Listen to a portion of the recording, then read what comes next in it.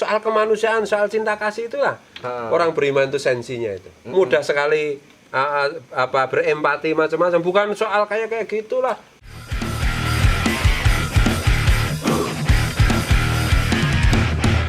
Bismillahirrahmanirrahim. Assalamualaikum warahmatullahi wabarakatuh. Waalaikumsalam warahmatullahi wabarakatuh. Jalur Cinta Rofa bersama Gus Fuad Fleret, pengasuh Pondok Pesantren Raudatul Fatihah, dan Mas Joni Arya Dinata, cerpenis yang terkenal di dunia internasional. Gimana Mas Joni? Sering ke luar negeri kan dulu untuk urusan cerpen ya, keliling Eropa macam-macam. Iya. Gini Gus, jadi ada tamu ke rumah saya. Nah kemudian kok yang dilalah waktu itu kan toilet saya itu tukangnya, jadi ini tukang yang sebetulnya yang bersalah. Toilet itu menghadap kiblat. Menghadap ke barat lah kalau di sini. Iya, menghadap ke barat. Nah kemudian tamu itu ketika pergi ke toilet keluar, dia langsung berdakwah, berceramah. Itu toilet itu harus segera diubah posisinya karena menghadap kiblat. Nah waktu itu kan saya agak terganggu juga, karena apa, kata tamu itu toilet itu tidak boleh menghadap kiblat dan tidak boleh membelakangi kiblat.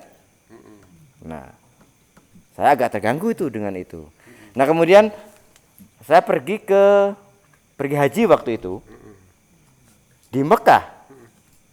Kok banyak toilet? Nah, saya jadi berpikir, loh, menghadap kiblat tidak boleh, kok di Mekah banyak toilet? Kok kalau di kiblatnya kok toilet boleh ya? ini kita ngobrol ringan-ringan saja. Loh, itu sebetulnya bagaimana, Gus? Jadi ini soal toilet. Zaman dulu orang buang air BAB itu kan di satu kawasan lah, satu kota, tempat sawah kayak ya, kebun lah gitu. Kemudian nggak ada penutupnya macam-macam. Penutupnya minimalis lah, apa tongkat, apa pohon, pakai gedek di balik pohon. Enggak. Itunya, iya. Oh iya. Nah, Nabi itu mencontohkan, beliau itu tidak pernah kalau BAB itu kok menghadap atau membelakangi kiblat kan gitu. Jadi nanti hukumnya itu bukan masalah haram atau tidak haram, tapi pantas tidak pantas. Soal perasaan saja. Kemudian kalau di dalam fikih itu kan nanti di breakdown begini. Kalau misalnya tempat BAB itu sudah ada temboknya, maka hal itu sudah tidak berlaku. Oh, itu karena dekat. Jadi misalnya begini, di toilet duduknya jongkok menghadap ke barat, kan ada tembok. Tidak menghadap kiblat, menghadap tembok.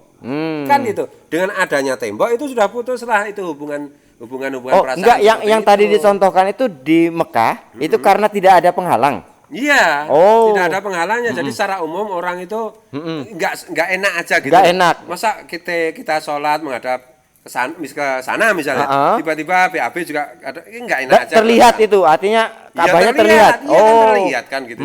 Tapi kalau kita kan jauh sekali. Jauh banget. Itu ada temboknya, makanya dalam fikih itu begini, soal itu pun tidak sampai haram lah. Soal ketidaksopanan, sopan dan tidak sopan itu kalau sudah ada temboknya, itu sudah selesai masalah itu. Karena kita tidak menghadap atau membelakangi kiblat lagi, kita menghadap tembok. Kan itu. Sama aja dengan misalnya orang mandi itu pakai basahan zaman dulu. Karena secara umum mandi itu di tempat umum dulu itu, tempat pemandian tuh kayak kolam macam-macam, kan nggak sopan, bisa menimbulkan nafsu birahi orang, bisa menimbulkan pemerkosaan macam. Maka pakai kain basahan ditutup tetap malu kan gitu.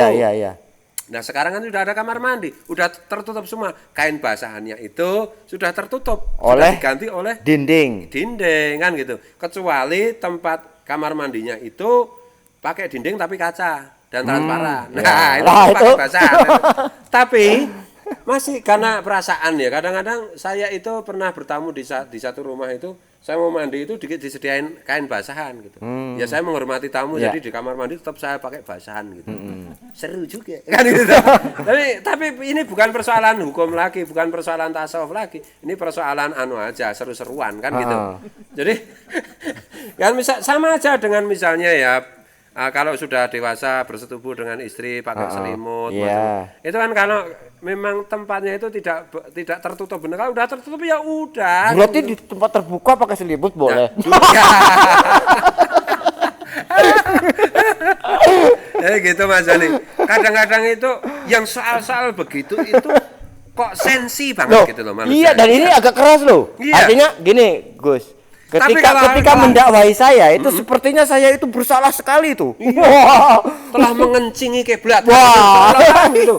Tapi kalau melihat orang lapar, orang miskin, orang kok nggak sensi.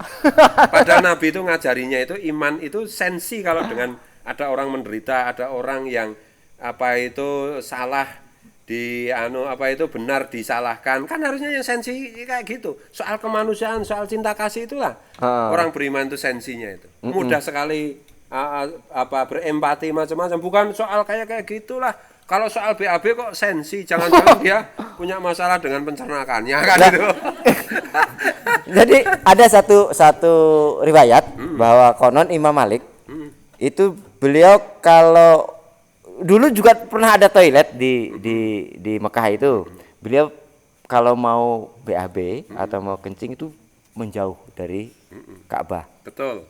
Itu berarti itu cuma etika saja. Etika. Bukan kok dilarang ya. Ya nyatanya di bawah Ka'bah itu kan banyak toilet tuh. Nah, iya. Ka'bah itu kan kiblat ya. Ya. Kiblat itu artinya sebagai cara kita untuk mengingat Tuhan. Kan gitu. Kalau kita mau ekstrem lagi ya, kemanapun kamu menghadapkan wajah, akan kau jumpai wajah Tuhanmu. Dimanapun kita menghadap Tuhan loh. Jadi nggak jadi BAB dong. Terima kasih Gus. Jalur Cinta Rofa, kita bertemu di episode berikutnya. Assalamualaikum warahmatullahi wabarakatuh. Waalaikumsalam warahmatullahi wabarakatuh.